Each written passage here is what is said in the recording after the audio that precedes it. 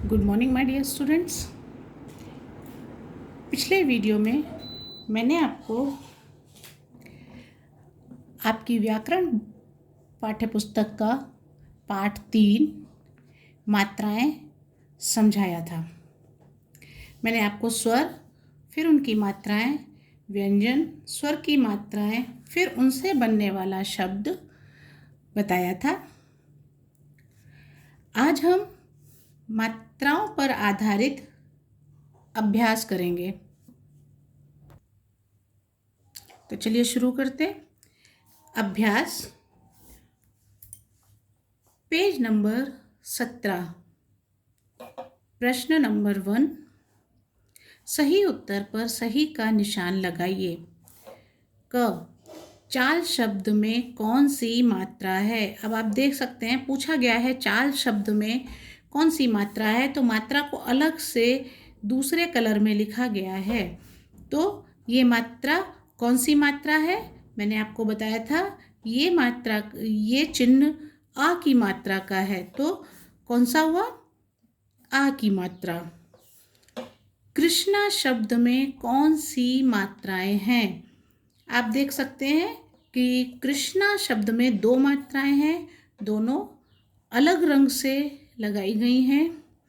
तो ऑप्शन में आपको दिया गया है री और ओ की मात्रा, री और आ की मात्रा, री और ऊ की मात्रा।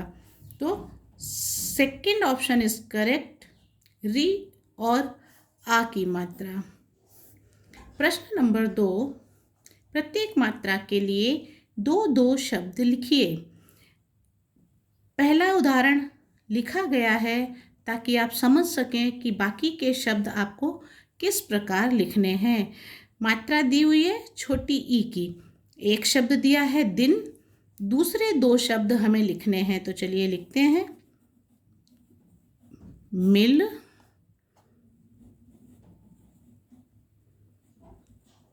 बिन। फिर मात्रा बड़ी ई की है और शब्द दिया है कील। इसी तरह से हमें दूसरे 2 शब्द लिखने हैं। हम क्या लिखेंगे? चील, चील एक पक्षी होता है, और मीन, मीन मतलब मछली। छोटे ऊ की मात्रा, शब्द है कुल। अब दूसरा हम लिखेंगे धुन और बुन। फिर बड़े ऊ की मात्रा, शब्द दिया है कूल। अब हम लिख सकते हैं फूल और धूल। री की मात्रा, री की मात्रा मैंने आपको पहले भी बताया था शब्द के पैर में लगती है। यहाँ नीचे जो मात्रा लगती है यानी इसी को बोलते हैं कि ये पैर में लगती है। तो घृत। अब हम दूसरा लिख सकते हैं मृग और कृत। कृत मतलब होता है कर्म या कार्य। सेब। अब हम लिख सकते हैं मेज और जेब। जेब मतलब पॉकेट।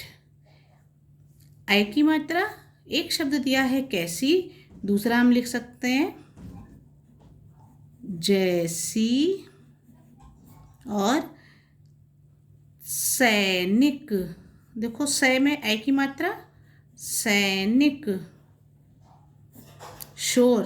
अब हम लिख सकते हैं मोर। शोर में ओ की मात्रा बताई गई है। तो शोर, मोर और चोर। फिर औ की मात्रा कौन। अब हम लिख सकते हैं और दौड़। दोनों शब्दों में औ की मात्रा लगाई गई है। तो मेरे प्यारे विद्यार्थियों, आज के लिए बस इतना ही। यह अभ्यास आपको भी अपनी पाठ्य पुस्तक में पेज नंबर 17 पर लिखनी है। धन्यवाद।